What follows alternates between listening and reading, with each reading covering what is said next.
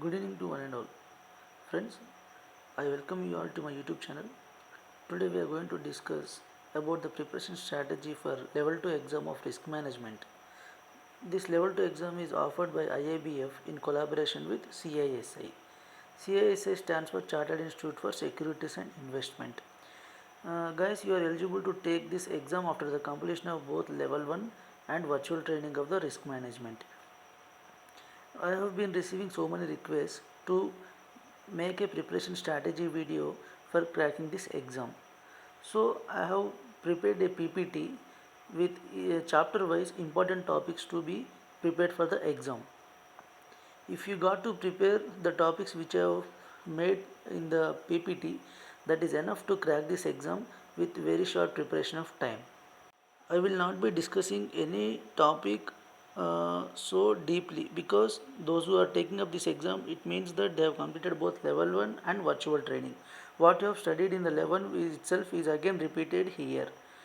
Level 2 compared to level 1 is very easy. It consists of only 10 chapters to prepare and take the exam. I had this hesitation to take up this exam that it might be so hard and the questionnaires will also be very tough to take, but it is not so. After taking the exam, I felt like this is the very easy exam to take without any hesitation. So please do not hesitate to take this exam once you have completed your virtual training.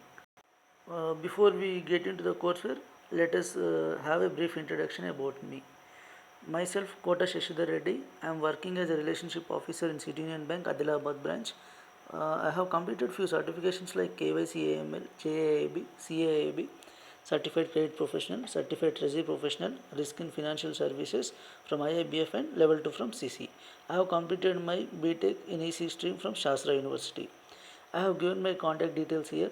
If you got any doubt or conceptual clarity or the numericals about this level 2 exam, feel free to contact me. Now this is the scorecard of my exam. I scored about 78 marks in this exam. Friends, one of my friend also scored 92 marks. Yes, it is possible to score above 70 very easily. Now, whatever the topics now which I am going to tell you, you just go through those topics before the exam. 3 days is hardly enough for this book to complete, friends. So just go through the important topics which are colored in the blue. Those are very important topics which you should not leave at all. So go through those topics. Now this is the syllabus of the CC level 2 exam. We have only 10 chapters in which each chapter consists of only 15 pages. Very limited material is given in the level 2 exam. It is completely a theory based test where you got near about 80 questions theory and only 20 questions are numericals. Those numericals are very basic numericals which will come from the book itself straight away, those models which are given in the book. I have posted those numericals also in this PPT, so go through those numericals, those are enough for your exam. Now let us go through chapter wise. In this chapter wise PPT presentation, I have mention the topics names with headings. Now when you have opened this book, when you find the names of those topics in the book, just go through those topics itself, rest you need not to go through at all. So let us go through first chapter. Now the first chapter is principles of risk management. In this chapter only the basics of the further chapters are discussed here. In this, the very important thing is you should know the difference between the risk and uncertainty. What is risk? Which is calculated, where we have found out some value, but whereas uncertainty is we do not measure it, we are unable to measure it, that is what uncertainty. So the difference between the risk and uncertainty is very much important for your exam. Now the important concept which can be questioned in the exam is key elements of a simple risk framework table. You have given a table in the book which you have to go through, that can be questioned in the exam, where it consists of the risk policies and governments at the board level. That means at board level every bank will prepare its own policy and implement and govern it. The risk simple risk framework consists of a methodology where it identify the risk, assess the risk, and then control the risk and monitor the risk. After monitoring, whatever the shortcomings are seen, again it will be reported to the board and they will be correcting it later. So understanding of this simple framework is important. Later, in the page number 4, you will be seeing different types of risks. Those definitions, conceptual clarity is very much important for your level 2 exam. Definitely, definition based questions are asked in the level 2 exam also. In page after that, external sources of risk. What are all the external sources of risk you should be very well aware of in the first chapter, like the global economy, political arena, competitive environment, social and market forces, environmental and technological and cyber security. These are the external factors which are trying to impose the risk to the bank. So theory is given in the book, you just go through the theory, that is enough. But the subtopics discussed in 1.3, 1.4, 1.5 and 1.7 are very much important in the exam point of view, because those topics can be questioned in the exam. Like, what is PSTE analysis? In PSTE analysis, what PESTLE stands for? P stands for political, E stands for economic, S stands for social, T stands for technological, L stands for legal, and E stands for environmental. And what are those? How they are imposing risk to the banks? We should know it. That will be asked in the exam. Other than these external factors, 1.4 topic deals with the internal drivers of risk. What are all the internal drivers of risk? Strategic risk, operational risk, financial risk. Strategic risk and all, it is called as internal driver of risk, because the strategy you take for your business plan, the decision which you have taken for the strategy to implement, if it has some risk factor, then automatically it will affect your returns. So it is the decision taken by you which is internal factor. Then operational risk. Operational risk is caused by processes, people and systems of the organization. So it is also an internal factor. And then financial risk. Financial risk is comprised of credit risk, market risk and liquidity risk. Credit risk occurs because if your credit department is not very much prudent in credit analysis, then it is also an internal factor which is causing you risk. In that way, you have to understand the theory part very well conceptually. Then only you will be able to apply the concept what you have learned here to answer the questions there. The good thing about this exam is straight away the questions will be framed from the book itself. If you have gone through line by line in the book properly, then there is no chance to miss even 1 mark also. But you have to be thorough with each and every line. The questions are framed from the content given in the book itself. Then topic number 1.5, assessing internal drivers of risk. In order to assess these internal factors, we have to conduct some risk assessment workshops and then discuss with the external auditors, inviting them to conduct some audit, and then stress testing and then scenario analysis. These are the methods which are used to assess the internal drivers. Now, what is stress testing and scenario analysis and all? You should know the definition, that is enough for the exam. These two concepts are very much important. This will be discussed throughout the book 3 to 4 times. And then topic number 1.7, risk culture and conduct risk. This topic is also important. And the risk appetite, this is a very much important time. You should know what is risk appetite. That means how much is the amount of risk the bank is or the institution is willing to take. That is what called risk appetite. So that is important. And then there are some topics discussed in the 1.7 itself, like inherent risk, residual risk, risk profile, risk mitigation. These and all you just go through, those can be asked. Now, in subtopic 2, in topic number 2 called specific risks in financial services, when we are delivering the financial services, we are obviously prone to some specific risks. Those are called as operational risk, credit risk, market and asset liquidity risk, funding liquidity risk, interest rate risk. Now, there is no time for me to discuss them deeply. Because once you have completed this level 1, you obviously you are well aware of these concepts. Then there is no point in discussing again what are these all types of risks. But it is very important to know, until and unless you are very thorough with all different types of risk prudently, then it is very tough for you to choose the options in the exam. So be thorough with this all types of risk definitions properly. Then how emerging considerations for the financial services sector, having both advantages and disadvantages, is causing a risk to financial institutions. So this is a small theory topic from 3.1 to 3.8. You just give one read, that is not much important. The important thing is key elements of a simple risk framework, the table and external sources of risk, subtopics mentioned here, and the page number for all different types of risk for the first chapter. That is enough for the first chapter. Now let us go to chapter 2, where we will be discussing with the international risk regulation. Now in this chapter we can expect near about 7 questions. Friends, in this chapter the important topics and terms are economic capital and regulatory capital. These two definitions is definitely important for the exam. What is economic capital and what is regulatory capital? Economic capital is the amount of capital which is required for the risk mitigation estimated by the bank itself. But whereas regulatory capital is the government or the regulatory body which will insist the banks to maintain the capital is called regulatory capital. So these two definitions are important. And beyond this, there are some 29 principles which are suggested by the banking for international settlements to implement. So these 29 core principles are divided into two groups. So 1 to 13 are supervisory powers, responsibilities and functions, and 14 to 29 are related with prudential regulations and requirements. These are not that much important in the exam point of view, but just give one read.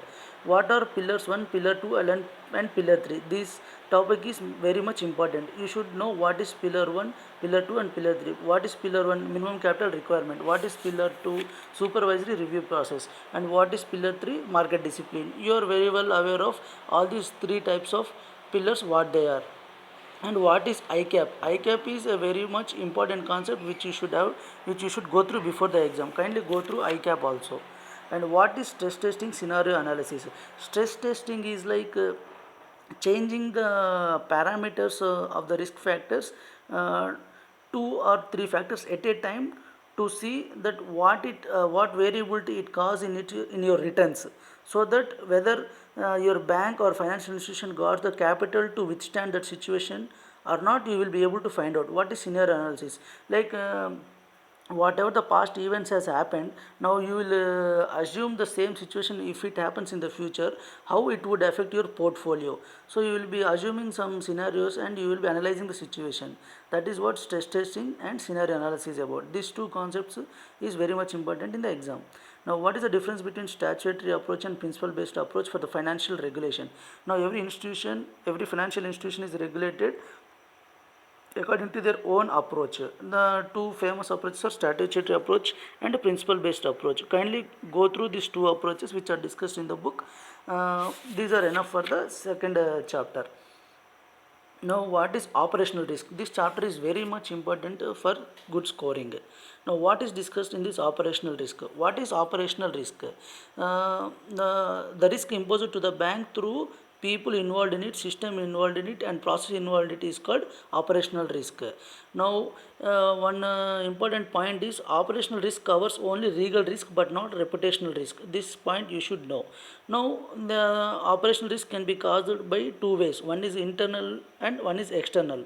The difference between the internal and external, and what are the events which are categorized under external and internal is you should know. So this table describes about both internal and external. Right side are the events and left side are the internal or external type. So this table is very much important. Kindly go through.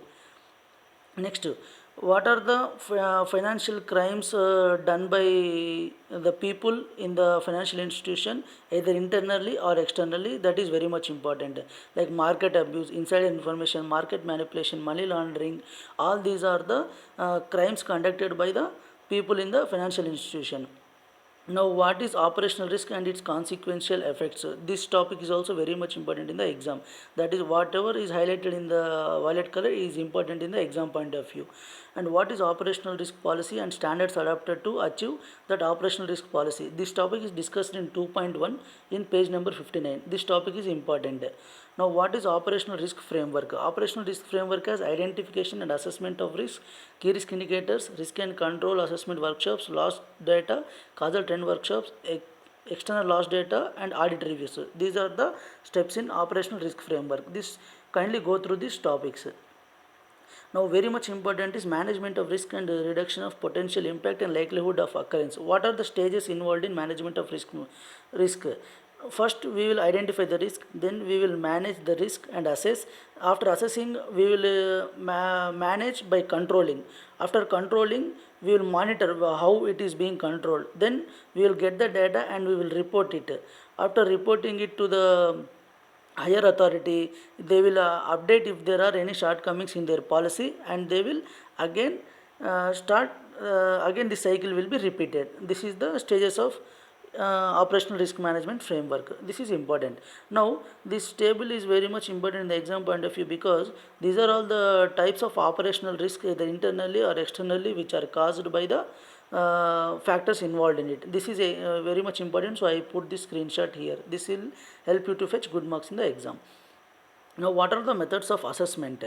There are so many methods like scenario analysis, bottom up analysis, and risk score model.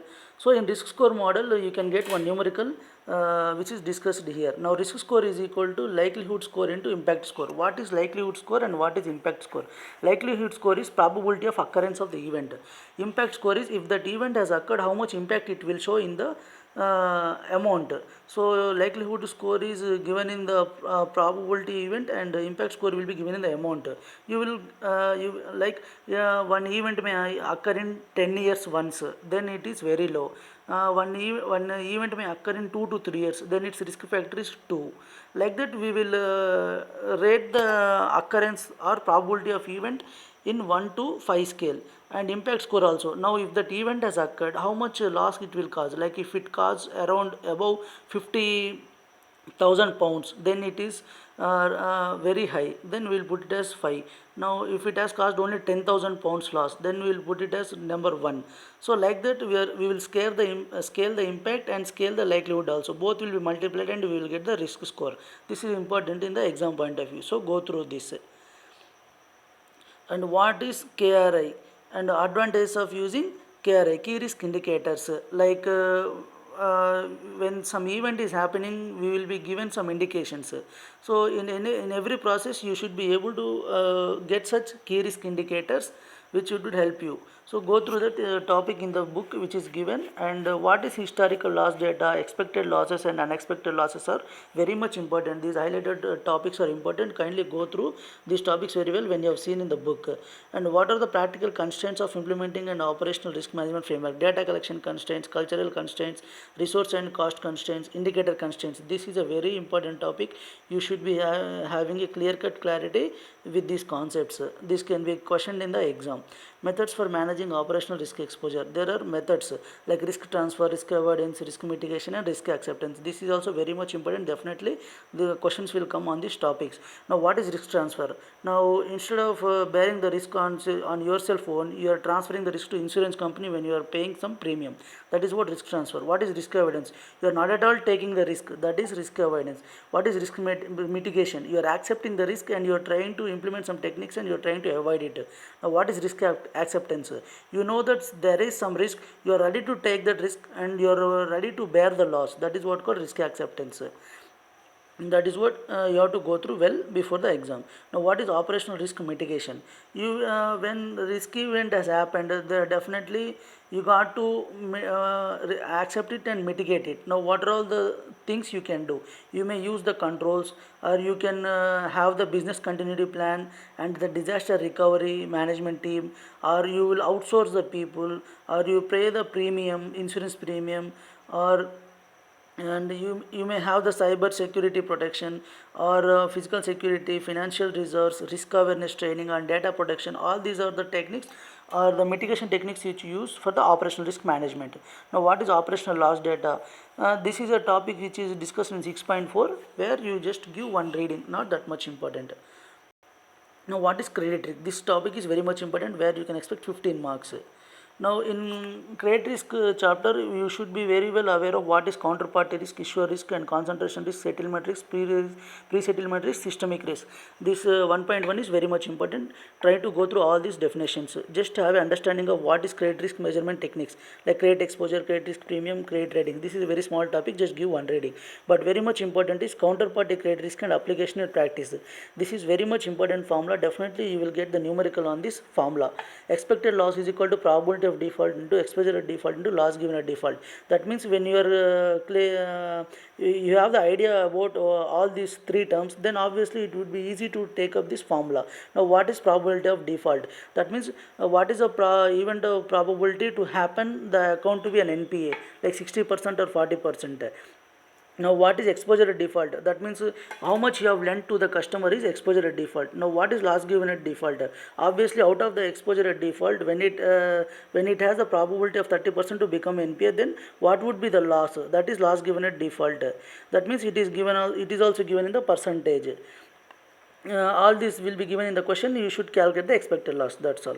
Now, very important terms is all this probability of default, exposure default, and loss given at default. This will be given in the percentage and given in the amount. Now, what is recovery rate?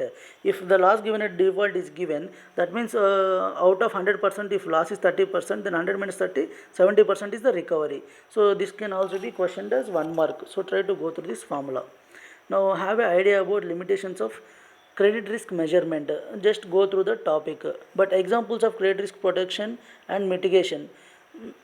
There are 7 to 8 subtopics which are discussed. Out of these, netting agreements and insurance and credit derivatives, credit default swap, central counterparties. These topics are very much important. You should go through. Netting is important. Netting is very easy. If three parties are there, if they got to settle the amounts between them, those who has to receive extra money out of his payments to that party, that he will be receiving. That is the amount he has to do the settlement. That is what called net settlement.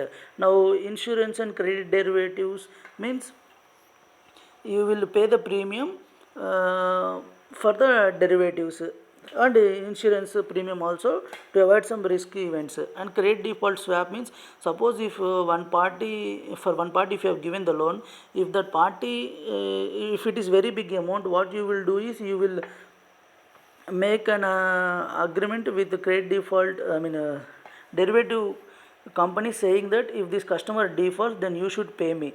For that, I will pay you the premium every year. That company will get the premium, and once if the customer of that bank become a default customer, this derivative company should pay the amount to the bank. That is what called credit default swap. And central counterparty means clearing agencies will be clearing the amount to the parties who has to receive and who has to pay. So these are all there in between the parties to make the settlement. That's how they are avoiding the credit risk. Now, calculation of simple margin for collateral adequacy calculation. Suppose if any institution wants to lend some shares, now obviously it won't lend for free. Obviously it will ask for some security. Now, what is the percentage of security it will ask for? In order to calculate that, suppose if 100 million shares it has to give, what is the security it will expect in return for lending that much amount? Based on the risk factor, your percentage will be depending upon. So 3% is the risk factor it has thought. So for that it has asked the security as a collateral. If you have to calculate the formula, then 100 plus 100 into 3%, whatever according to the risk factor, you will be deciding some percentage. You have to multiply that percentage to the amount of loan. That's it, you will get the answer. Friends, I got only 30 minutes for each video to record. Suppose if the video ends, you try to go through the next part which will be recorded. Now, this is the example of cash netting. This is how in between the three parties, netting amount between these parties will be settled. Now, this is an example of credit default swap where a customer goes to the institution for lending, for asking the loan. The institution will lend the loan to customer. If the customer C defaults, the institution A will pay to institution B. For that, institution B will pay to institution A some premium. Now, managing and meeting a credit risk. There are some factor inputs, stress testing, which are the factors of credit risk. These two topics you kindly go through, those are important. Others you just have an idea and give one read. Page number 110, value at risk numerical and concept is very much important for the level 2 exam. For this you have to go through the numericals which are given in the Srinivas Kante PDF. Numericals are there. Now hardly one numerical may be questioned, but this value at risk concept is important. Now what is market risk? Identification of market risk. Market risk is caused by the factors called volatility, market liquidity risk, currency risk, basis risk, interest rate risk, commodity price risk, and equity price risk. You should be very well be thorough with these concepts. Now how an idea about, now when these market risks are there, how you protect it, whether by using the hedge instruments, or you may restrict your limit, or you may diversify the portfolio. So these concepts are important, how you mitigate those. Now measures of central tendency. When returns are there in the market investment, those returns average you will find out, that is what called mean. Then again you will find out median, then again you will find out mode. These are the three mathematical concepts where you should know. There are formulas for these three concepts which are given in the book. Kindly go through those three concepts which are very much important. Definitely you can expect one question. Numericals are asked which are given in the material, page number 123 to 124. Kindly go through those. And measures of dispersion also important. Range, interquartile range, quartile deviation, variance, and standard deviation are important for the numerical questions. This question is asked in the exam, friends. Kindly go through. It is in the book. It is very easy. And variance and standard deviation based numericals, it is there in the book. You just have to find out the average, and then the standard deviation you should find out. Again you should find out the average. That's all. This is the example of that. Kindly go through these numericals without any fail. Now have an understanding of the terminology for the normal distribution, confidence interval, fat tail distribution, and how they are used in the risk analysis. Just understanding of this is important. No numericals are there. Now give one reading of topic 2.6 in which the page number is 132 to 134. Those are just theoretical topics, I think so. So you just give one read.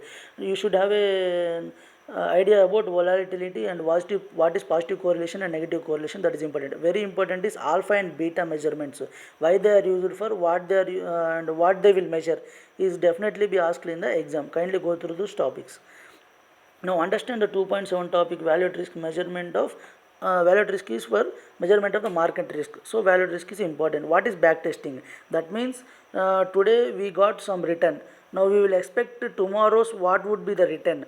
After getting some return on the tomorrow, you will compare that return to the back days estimation. When it is not correct or accurate, then you will change the mathematical model. That is what called back testing. You kindly go through this topic also. Very important, three approaches to value at risk are historical simulation, parametric, and Monte Carlo simulation. These three topics are discussed very much deeply in FRM level, not in CC. So you just theoretical approach of this simulation models is enough. Whatever given in the book, if you are able to understand, that is enough for the exam. Numericals are not asked on these concepts. Now in YouTube the topics are available on this. You can go through it. One should know just what the approaches are, what are its advantages and what are its disadvantages. No need to worry about the numericals. What is scenario analysis and stress testing concept is very much important, as I told.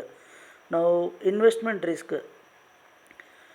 Basic concepts of inflation, measurements of nominal returns, real returns, total returns, and holding period returns. These are the important topics which we should go through.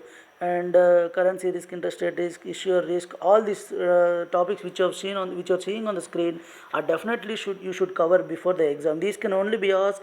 Beyond this, there is nothing to come in the exam.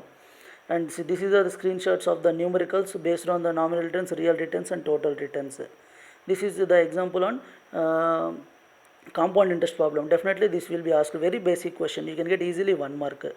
And very important topic in the exam point of view is Sharpe ratio and information ratio. These are discussed in page number 156 and 157. I shared the formulas here. Kindly go through those formulas. And the understanding of the significance of alpha beta is important in the exam point of view. As I told in the early slide, these are important. Kindly go through these models. Just give one reading of the page number 158 to 160. And illiquid assets like venture capital, private equity, and property, these are the long-term investment. How this long-term investment will cause investors a risk, you should know it. What is responsible investment and which are those portfolios? Those portfolios are environmental concern, social concerns, and corporate governance concerns. have an idea of definition called historical tracking error and predictive tracking error. This concept you kindly go through, do not leave it. What is investment mandate and what it defines? What is investment mandate? You should know. That means what is the return they will give and for what term they are accepting. All those rules will be in the mandate. You should know it what it is. It is important in the exam point of view. Some important terms and the definition clarity in exam point of view is required are systematic and non-systematic risk, optimization and diversification. What is mean variance optimization? These topics are very important. Now, what is portfolio hedging, short selling, risk transfer? You should know about all this because these are the important topics which you should know for the exam. Whatever till now you have seen on the screen are the only topics which you should go through chapter wise for the exam. That is enough.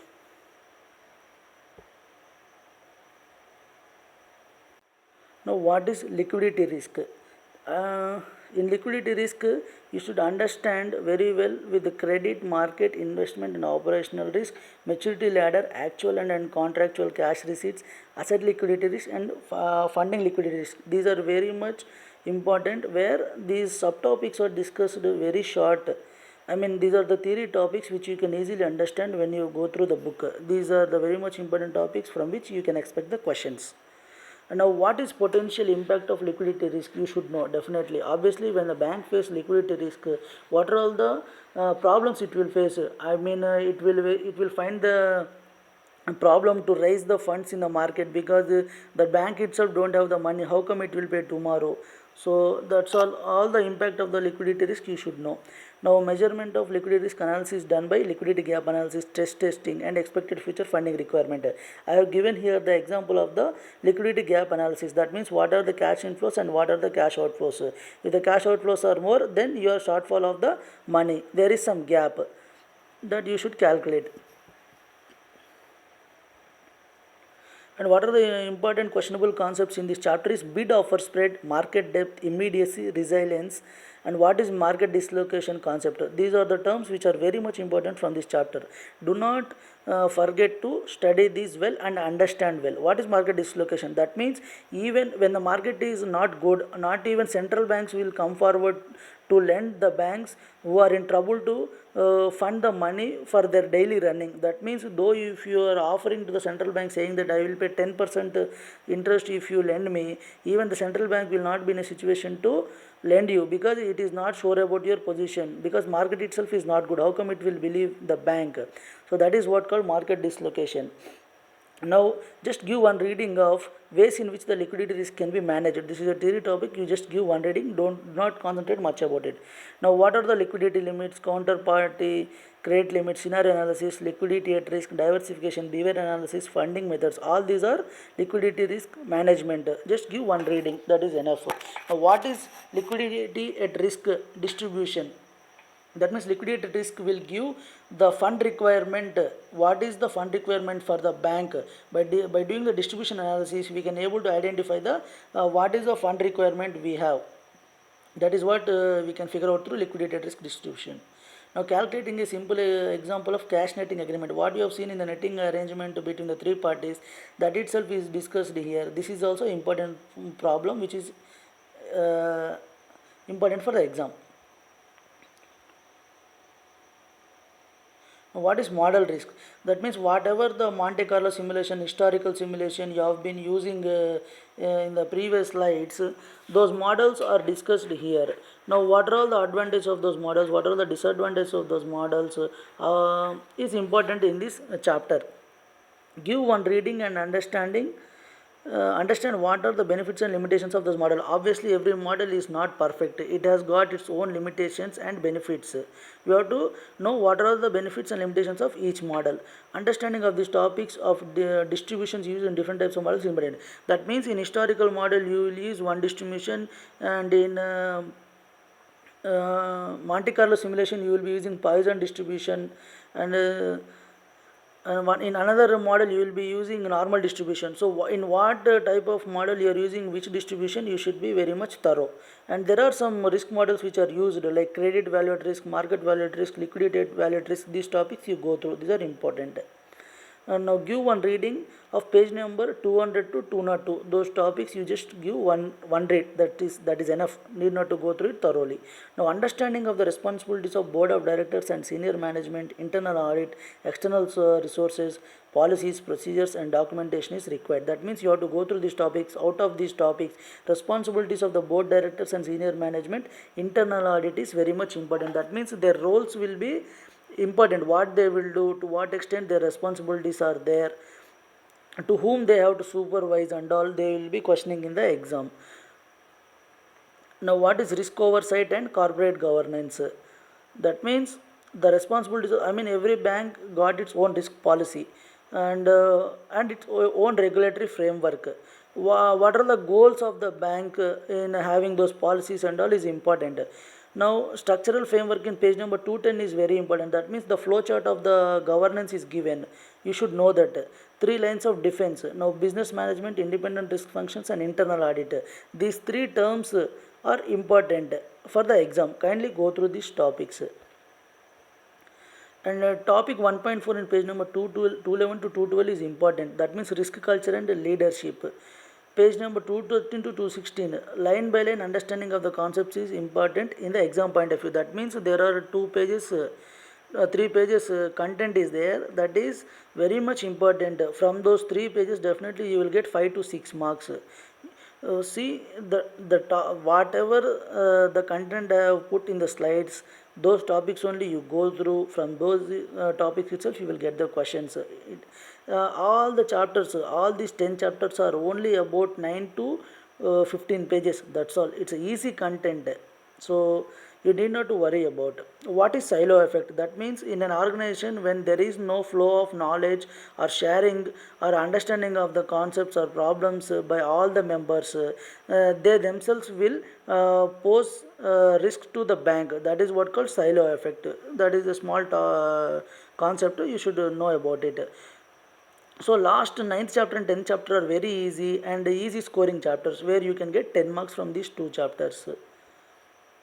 Now enterprise risk management, this is also 5 marks topic. Enterprise risk management definition is very much important. That means you should understand what is enterprise risk management. An integrated approach of risk management covering all the departments risk factors. That means the techniques or methods which you are using to mitigate the risk, it should not be consisted to only one department. It should mitigate all the departments of an enterprise as an integrated approach. That is what called enterprise risk management or integrated risk management or firm wide risk management. You should have a clear cut idea of what is ERM. Now how long ICAP leads to ERM should be known. That means there are some procedures like minimum capital requirement and market discipline, ICAP. Out of these three, implementation of which will leads to an ERM should be known, because this can be questioned. ICAP is the procedure. If you follow the ICAP procedure properly, obviously you are doing the enterprise risk management itself. So that is how, out of those 3 pillars, second pillar is leading to the ERM. Now give one thorough reading of subtopic 1.3. That means it is just one time read is enough. It is not that much important. Now what are the constituents of goals and challenges of ERM program to be well known for the exam? So kindly go through topics 1.4.3 and 1.5, which are very much important in the exam point of view. So that's all about level 2 risk management. So friends, I would say only one thing, that you should not hesitate to take up this exam. It is such a very easy exam, and you can bag the foreign institute certificate, which is very much valuable for you. And that too, while you are going through the content of this book, it will really help you to cultivate some good habits and good culture, and the way you conduct yourself while you are delivering your service or your duties. It is a very good reading also for us, and definitely you will enjoy the course. And if you have any doubts, I know that I am little bit hurry because I got the limited time to record the video. So if you have any doubts related to the concepts of topics or numericals, you can pinch me. I have given my mobile number and email ID also, so feel free to contact me. Thanks for bearing with the preparation strategy and video. So hope this benefits you. Thank you.